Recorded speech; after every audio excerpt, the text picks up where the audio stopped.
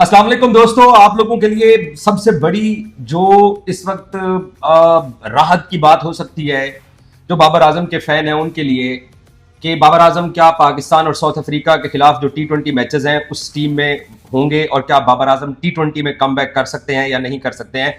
कोई राहत की खबर, आप बड़े बेचैन थे काफी देर से, क्या मतलब है जो लोग सुनना चाहते हैं। जी बिल्कुल, बाबर आजम के फैंस जो है वो बड़े अरसे से इस इंतजार में थे कि कब वो T20 में कम बैक करेंगे। तो अब हमारे ज़राए का ये कहना है कि ये डिसीजन हो गया है। कोच, कप्तान और सेलेक्टर ने इस बात पे इत्तेफाक कर लिया है कि बाबर आजम साउथ अफ्रीका के अगेंस्ट T20 टीम का हिस्सा होंगे। अब मेरे ख्याल में अगले आने वाले कुछ दिनों के अंदर जब ऑफिशियल ये स्क्वाड अनाउंस होगा तो उसमें बाबर आजम का नाम भी होगा। रिजवान के नाम पे अभी तक इत्तेफाक नहीं हो सका और मोहम्मद हारिस को शायद एक सीरीज़ और देने का फैसला किया है और उसके बाद शायद ट्राई नेशन सीरीज़ में अगर उनकी परफॉर्मेंस कुछ बेहतर नहीं होती मोहम्मद हारिस की तो फिर हो सकता है मोहम्मद रिजवान को इस स्क्वाड में शामिल किया जाए। लेकिन फिलहाल अब तक जो डिसीजन हुआ है वो बाबर आजम के बारे में हुआ है कि बाबर आजम साउथ अफ्रीका के अगेंस्ट T20 सीरीज़ जो है उसमें वो हिस्सा लेंगे। देखिए, हालात ने मेरे ख्याल में मजबूर किया है ये स्टेप लेने के लिए, वो चाहे सिलेक्टर हो, चाहे कोच हो या चाहे कप्तान की, क्योंकि जो क्लैप्स हुए बैटिंग में वो टेस्ट सीरीज में भी आपने देख लिया, वो T20 में भी हमारे हुए, वो ट्राई नेशन सीरीज में भी हुए। तो उसके बाद बहुत ज़्यादा आवाज़ें उठना शुरू हो गई थी और खुद मेरे ख्याल में सिलेक्शन कमेटी के पास अब इस चीज़ का कोई जवाब तो होगा नहीं, क्योंकि ऐसी कोई परफॉर्मेंस बाबर आजम ने दी नहीं जिसकी बेसिस पे हम कहें कि वो T20 में कम बैक कर रहे हैं। जो खराब खेल पेश किया मेरे ख्याल में ट्राई नेशन सीरीज और एशिया कप में हमारे बैटर्स ने, उसकी वजह से बाबर आजम की वापसी के दरवाजे जो है वो खुले हैं। और दूसरा सवाल आपका यह है कि किस पोजीशन पे खेलेंगे, तो मेरे ख्याल में वन डाउन, क्योंकि आपके साइम अयूब जो है उसको तो ड्रॉप करने का मेरे ख्याल में सिलेक्टर और कप्तान आपकी सोच नहीं रहे हैं। तो मुझे ये लगता है कि नंबर 4 पे जो हमने ट्राई किया था फखर जमान को ओपन पे, मुझे लगता है कि वो नंबर 4 पे चले जाएंगे और बाबर आजम जो है वो वन डाउन पोजीशन पे ही बैटिंग करेंगे। और मुझे लगता है कि इन विकेट्स के ऊपर, चूंकि ये जो मैचेस ये पाकिस्तान में होने जा रहे हैं, यहाँ पे आपका साइम अयूब और साबजादा बहरानी ओपन करेंगे। नहीं, देखिए ये जो सिनेरियो बन रहा है ना, इसमें अगर बाबर आजम का कमबैक होगा तो खाली बाबर आजम नहीं है, एक दो नाम और हैं जो इंक्लूड होंगे और 3-4 नाम ऐसे हैं जो उस स्क्वाड से ड्रॉप ही होंगे, जिसमें खुशदिल शाह भी आते हैं, जिसमें आपके हुसैन तलत भी आते हैं,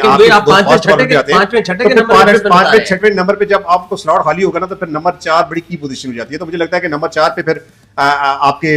फखर जमान आ जाएंगे और फिर सलमान अली आगा हैं वो नंबर 5 पे आएंगे, नंबर 6 पे आपके मोहम्मद हारिस हो गए। तो एक आधा प्लेयर जो है वो नंबर 7 पे आप देखते हैं कि वो इरफान उल्ला न्याजी आते हैं उनकी जगह पे, या कौन से बड़ा 2-3 चेंजेस और होने जा रही हैं अगले शायद 1-2 दिन के अंदर, उनका भी पता चल जाए हमें, या फिर कुछ देर इंतजार कीजिए कुछ दिन और। अब्बास आफरीदी और सलमान इरशाद, मुझे लगता है कि वो उनको अप्रोच किया गया था, सलमान इरशाद को शायद कैंप में बुलाया गया था, लेकिन ग्रॉइन इंजरी की वजह से शायद वो फिट नहीं है, जिसके बाद हो सकता है कि उन्हें इस साउथ अफ्रीका के खिलाफ T20 सीरीज तो नहीं लेकिन ट्राई नेशन सीरीज जो आ रही है उसमें हो सकता है उनको इंक्लूड किया जाए। सरदार, हम वैसे बाबर की वापसी पर बात कर रहे हैं, वसीम जूनियर बेचारा बेंच पे बैठ के वसीम जूनियर तो है, उसको फुल ऑन किया है ना, अब उसको मैदान में उतारे तो है ना, वसीम जूनियर तो है ना। आपको लगता है इन पिचेस के ऊपर तो आपको 2-3 फास्ट बॉलर तो चाहिए होंगे ना, तो उसमें वसीम जूनियर स्क्वाड का हिस्सा तो है ना प्लेइंग के लिए। शाहीन फुल टेस्ट मैचेस खेल रहा है, दूसरा टेस्ट मैचेस भी खेलेगा, तो ड्रेस तो शाहीन का बनता है T20 में। तो शाहीन नहीं है ना, शाहीन नहीं है ना, आरएस होना चाहिए, अगर दोनों में से एक का बनना नहीं हो सकता है। मैं तो ये अपनी आपको राय दे रहा हूँ, हो सकता है, मुझे तो लगता है कि उनको होना चाहिए, टीम में होना चाहिए, लेकिन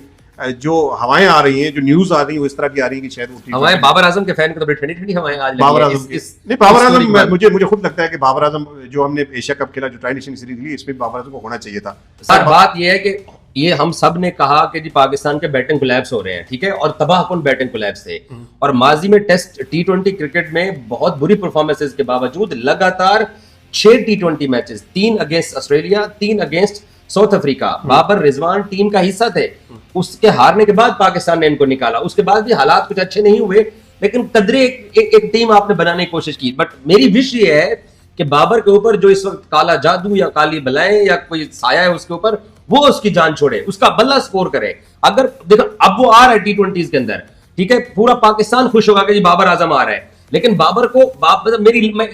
वो कभी भी नहीं चाहेगा कि मैं फेल हूं। हमारी ख्वाहिश है कि वो सक्सेसफुल हो ताकि वो वर्ल्ड कप में अपनी जगह बना सके। नहीं, दुरुस्त कहा आपने, क्योंकि बाबर आजम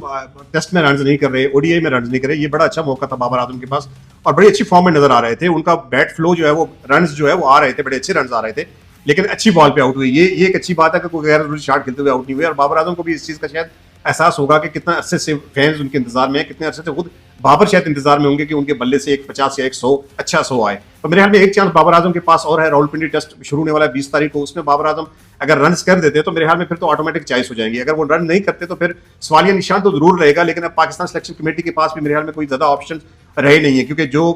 वर्ल्ड कप अभी आ रहा है कुछ कुछ महीने ये वर्ल्ड कप में रह गए, उसकी तैयारी के सिलसिले में अब हमारे पास जो 10-15 T20 है, इसमें मेरे ख्याल में कोई बहुत ज़्यादा एक्सपेरिमेंट हम नए कर नहीं सकते। तो मुझे लगता है कि बाबर आजम का ऑप्शन एक इसलिए दुरुस्त है कि आपने श्रीलंकन कंडीशन पर खेलना है, जो कि सिमिलर यूए की कंडीशन की जैसे ही होंगी, वहाँ पे भी 150-160 रन जो है वो विनिंग टोटल होता है। तो इन कंडीशन के ऊपर मेरे ख्याल में बाबर आजम बड़े सूटेबल होंगे और पाकिस्तान के लिए बड़ा फायदा होगा। मोहम्मद रिजवान के बारे में मैं कोई अच्छी खबर आपसे तवक्को फिलहाल तो साउथ अफ्रीका के अगेंस्ट जो सीरीज आ रही है, इसमें तो बाबर आजम का कोई मोहम्मद रिजवान का कोई चांस नहीं है। सिलेक्टर फिर शायद मोहम्मद हारिस को एक आधा चांस और देना चाहते हैं। अगर यहाँ पे वो फेलियर होते हैं,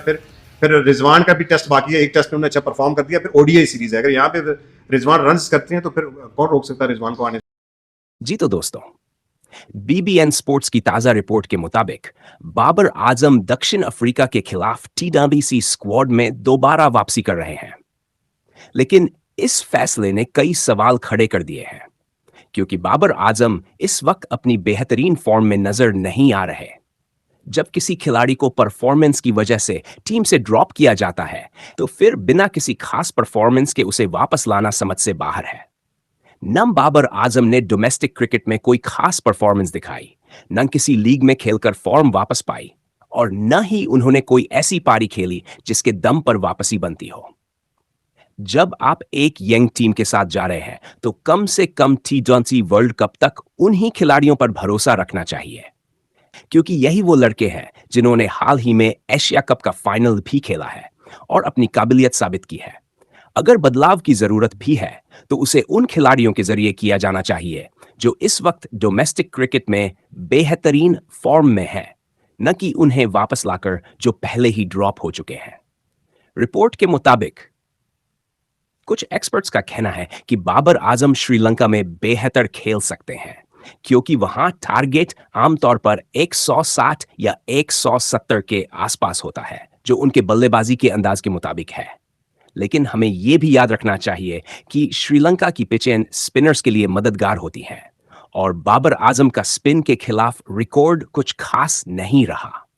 मेरे मुताबिक इस वक्त बाबर आजम को TDG स्क्वाड में शामिल करना एक गैर सोच समझ कर लिया गया फैसला है, जो मौजूदा यंग खिलाड़ियों के साथ नाइंसाफी है। आपका इस फैसले पर क्या ख्याल है? अपनी राय कमेंट सेक्शन में जरूर बताएं, और अगर आपने अभी तक हमारे चैनल को सब्सक्राइब नहीं किया है, तो तुरंत कर ले, ताकि क्रिकेट से जुड़ी सभी ताजा अपडेट्स आपको समय पर मिलती रहें। पाकिस्तान जिंदाबाद।